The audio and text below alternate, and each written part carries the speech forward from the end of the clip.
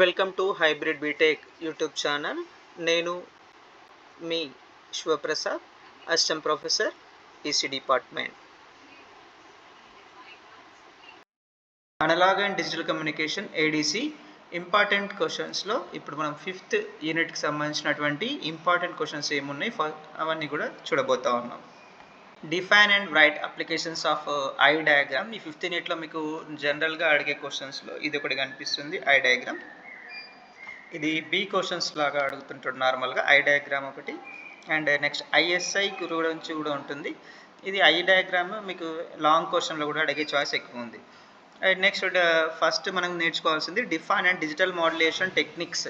ASK అంటే ఏంటి, FSK అంటే ఏంటి, పిఎస్కే అంటే ఏంటి, క్యూపిఎస్కే అంటే ఏంటి, అండ్ ఇట్లాంటి క్వశ్చన్స్ అన్నీ కూడా, ఈ టాపిక్స్ అన్నీ కూడా ఇందులో మీకు సిలబస్ చూస్తే అర్థమవుతుంది. ఆ టాపిక్స్ అన్నీ కూడా వెరీ వెరీ ఇంపార్టెంట్. ఎక్కువ కాంపిటేటివ్ ఎగ్జామ్స్లో కూడా ఎక్కువగా అడుగుతూనే ఉంటాడు వీటికి సంబంధించిన చిన్న చిన్న క్వశ్చన్స్, షార్ట్ ఆన్సర్ క్వశ్చన్స్. ఇది మోడ్యులేషన్. యాక్చువల్గా ఇవన్నీ బ్లాక్ డయాగ్రామ్స్ ఎక్స్ప్లెయిన్ చేయాలి అండ్ ఎక్స్ప్రెషన్స్ రాయాలి. ఎక్స్ప్లెయిన్ చేయడం, నీట్గా ఎక్స్ప్లెయిన్ చేస్తే సరిపోతుంది. అండ్ నెక్స్ట్ ఇక్కడ షార్ట్ కాబట్టి చిన్నగా డెఫినేషన్ లాగా రాస్తే సరిపోతుంది. అండ్ నెక్స్ట్ ఇక్కడ ఇందాక చెప్పినట్టు క్యూఏఎం సంబంధించిన క్వశ్చన్, డిఫైన్ క్యూఏఎం, డిఫైన్ ఐఎస్ఐ అంటే ఏంటి. ఐఎస్ఐ అయితే వెరీ ఇంపార్టెంట్ బేట. ఇక్కడ ఐ డయాగ్రామ్స్, ఈ ఐఎస్ఐ అయితే మీకు మీరు ఒకసారి అబ్జర్వ్ చేస్తే 5th యూనిట్లో ఒక 2 పార్ట్స్ అనుకుంటే దాంట్లో ఐ డయాగ్రామ్, ఐఎస్ఐ ఒక దగ్గర వస్తాయి. అండ్ ఇక ఈ మోడ్యులేషన్స్ ఏమి ఉన్నాయి, ఏఎస్కే, ఎఫ్ఎస్కే, క్యూఎం, ఇవన్నీ కూడా ఇంకో పార్ట్లో కనిపిస్తాయి మనకు.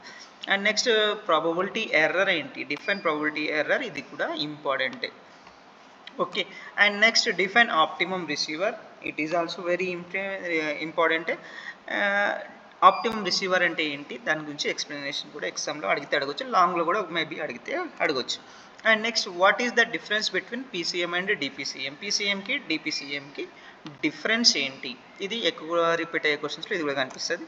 అండ్ నెక్స్ట్ డిఫైన్ క్యూపీఎస్కే, ఇందాక క్వాడ్రేచర్ ఆంప్లిట్యూడ్ మాడ్యులేషన్ లాగానే ఇది క్వాడ్రేచర్ ఫేజ్ షిఫ్ట్ కీయింగ్ అంటే ఏంటి, డిఫినేషన్, దానికి సంబంధించిన ఎక్స్ప్లెనేషన్, ఇదంతా కూడా ఎగ్జామ్స్లో అడిగే చేస్తుంది. ఇక లాంగ్ క్వశ్చన్స్లోకి వెళ్తే discuss about the causes of inter symbol interference, ISI, దాని గురించి డిస్కస్ చేయమంటాడు. ఇందాక చెప్పాను కదా ఐఎస్ఐ వచ్చి షార్ట్లో అడుగుతుండని చెప్పేసి, కానీ మ్యాక్సిమం అడిగే క్వశ్చన్స్ అది లాంగ్ క్వశ్చనే.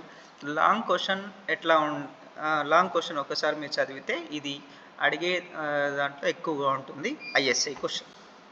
ఓకే, ఎక్కువ టైమ్స్ రిపీట్ అవుతుందని చెప్తున్నాను ఇక్కడ. Okay. And next explain how ISI occurs in base band binary data transmission system, ఇట్లా ఐఎస్ సంబంధించిన క్వశ్చన్ ఇది కూడా. And next find the probability of error integrated and dump circuit, ఇది కూడా ఇంపార్టెంట్. ప్రాబబిలిటీ ఎర్రర్కి సంబంధించిన క్వశ్చన్ అనుకుంటే ఇట్లాంటిది అడగడానికి ఛాయిస్ ఉంది. And next explain the process of generating ASK signal, ఇందాక చెప్పినట్టు ASK generation, FSK generation and PSK generation, ఇవి అడుగుతూనే ఉంటాడు. ఇక్కడ ఇచ్చాను డిఎస్కే, డిస్కస్ అబౌట్ ఎఫ్ఎస్కే ఇచ్చిండు. అండ్ నెక్స్ట్ బీపీఎస్కే అంటాడు. ఒక్కొక్కసారి ఏమంటాడంటే ఇదే డిఎఫ్ఎస్కేని బిఎఫ్ఎస్కేగా కూడా క్వశ్చన్ అడుగుతూ ఉంటాడు.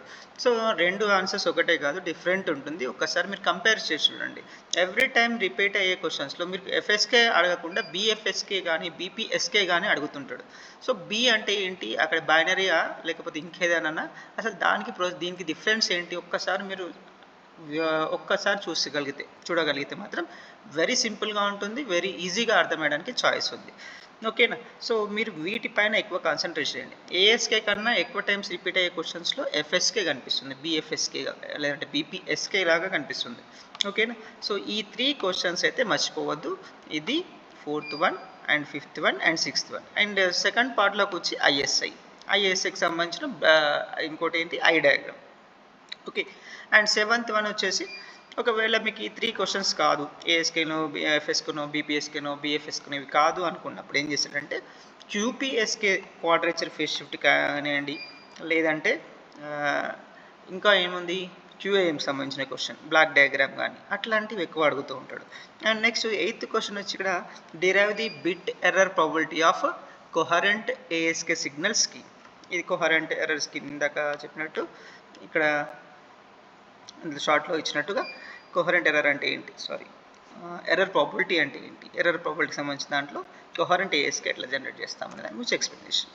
And next explain the principle of QPSK and DPSK. QPSK గురించి డయాగ్రామ్ ఉంటుంది, డిపిఎస్కే ఉంటుంది. ఇవన్నీ కూడా మీకు మెయిన్గా ఈ 5th యూనిట్లో తెలవాల్సింది ఏంటంటే డిఫరెన్స్ తెలవాలి. ఏఎస్కేకి ఎఫ్ఎస్కేకి డిఫరెన్స్ తెలవాలి, అండ్ ఎఫ్ఎస్కేకి పిఎస్కేకి డిఫరెన్స్ తెలవాలి. ఈ 3 తెలిసిన తర్వాత దాంట్లో ఒకవేళ బైనరీ యాడ్ అయింది అనుకోండి, బీపీఎస్కే బిఎఫ్ఎస్కే అయింది అనుకోండి, అప్పుడు ఏంటి అది మీకు తెలిస్తే ఇవన్నీ సింపుల్. అండ్ నెక్స్ట్ ఇవన్నీ తెలిసినాయి అంటే ఆటోమేటిక్గా దీని అడ్వాన్స్ వర్షన్స్ ఇవన్నీ ఉంటాయి కదా, క్యూఏం కావచ్చు, క్యూపీఎస్కే కావచ్చు, డిపిఎస్కే కావచ్చు, ఇవన్నీ ఉంటాయి కదా, ఇవన్నీ కూడా వెరీ సింపుల్. మీరు మెయిన్గా ఇక్కడ ఈ డయాగ్రామ్స్ ఏదైతే ఉందేదో ఇవన్నిట్లో ఈ అన్ని లాంగ్ క్వశ్చన్స్లో కానీ 4th కావచ్చు, 5th కావచ్చు, and as well as 1st to 5th units A unit తీసుకున్నా కానీ బ్లాక్ డయాగ్రామ్ మెయిన్గా మీరు గుర్తుపెట్టుకోవాల్సింది బ్లాక్ డయాగ్రామ్ పైన. అండ్ దాంట్లో ఏంటి యాక్చువల్గా వాట్ ఈస్ ద కాన్సెప్ట్ అది మీరు గుర్తుపెట్టుకోండి. నెక్స్ట్ దాని తర్వాత వేవ్ ఫామ్స్. మీరు ఎగ్జామ్ రాసేటప్పుడు బ్లాక్ డయాగ్రామ్ నీట్గా డ్రా చేయండి, వేవ్ ఫామ్స్ డ్రా చేయండి, దాంట్లో ఎక్స్ప్రెషన్స్ ఉంటే ఎక్స్ప్రెషన్స్ నీట్గా రాయండి. ఇవి రాసి మిగతా స్టోరీ మీరు దాని గురించి కొంచెం ఎక్స్ప్లెయిన్ చేయగలిగి మీ ఓన్ వర్డ్స్లో రాయగలిగిన you can get full marks in the exams. And next discuss about the coherent FSK detector and non coherent FSK detector. ఇది కూడా కొహరెంట్ డిటెక్టర్ అంటే ఏంటి, నాన్ కొహరెంట్ డిటెక్టర్ ఏంటి, ఎవ్రీ టైమ్ రిపీట్ అయ్యే లాంగ్ క్వశ్చన్స్లో ఇది ఒకటి కనిపిస్తుంది. And next explain the generation and reception of DPSK signal with neat ఏమంటున్నాం ఇక్కడ, explain the generation and reception of DPSK signal with neat block diagram, డిపిఎస్కి సంబంధించినటువంటి diagram. Okay. And next draw the eye pattern indicate ISI. ఇందాక చెప్పాను కదా second పార్ట్లో is తర్వాత I pattern ఒకటి ఉంటుంది. ఇవి రెండు ఇంపార్టెంట్ సెకండ్ పార్ట్. ఫస్ట్ పార్ట్లో మాత్రం ఇవన్నీ. ఓకే. ఏఎస్కే, ఎఫ్ఎస్కే, బీపీఎస్కే, బిఎఫ్ఎస్కే, క్యూపీఎస్కే, డిపిఎస్కే, ఇవన్నీ కూడా ఎవ్రీ టైం రిపీట్ అయ్యే క్వశ్చన్స్. మీరు ఎగ్జామ్స్కి ఇవి ఇంపార్టెంట్ అని కాకుండా మీకేమొస్తుందని చదవండి, అయితే మీకు ఎక్కువ మార్క్స్ వచ్చేయడానికి ఛాయిస్ ఉంది. మేము చెప్పాం కదా అని చెప్పి ఇవే క్వశ్చన్స్ ప్రిపేర్ కాకుండా దానిపైన అసలు వాట్ ఈజ్ వాట్ ఒకవేళ మీరు సప్లీ అయితే వాట్ ఈజ్ వాట్ ఓకే, కానీ రెగ్యులర్ ఎగ్జామ్ అయితే ఖచ్చితంగా ఏం చేస్తారు, పాయింట్ టు పాయింట్ చదవాల్సింది. ఎందుకంటే ఈ క్వశ్చన్స్ అనేవన్నీ కూడా మీకు గేట్ ఎగ్జామ్స్ రాసినా కానీ ఇంకెక్కడన్నా కానీ కాంపిటేటివ్ ఎగ్జామ్స్లోకి వెళ్ళినా కానీ ఇంపార్టెంట్ క్వశ్చన్సే. ఓకేనా.